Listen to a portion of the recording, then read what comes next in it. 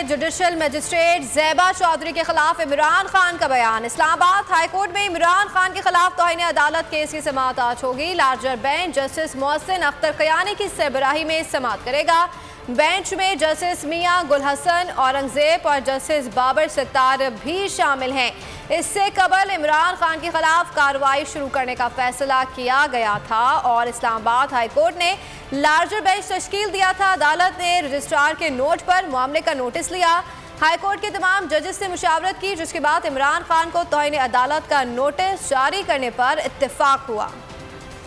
Judicial magistrate ज़ैबा Chaudhary के खिलाफ इमरान खान का बयान। इस्लामाबाद हाईकोर्ट में इमरान खान के खिलाफ तौहीन अदालत केस की समाअत आज होगी। Larger bench justice Mohsin Akhtar Kayani की सरबराही में समाअत करेगा।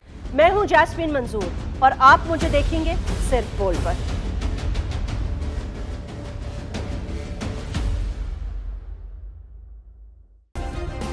सब्सक्राइब करें और बेल दबाएं ताकि कोई खबर रह न जाए।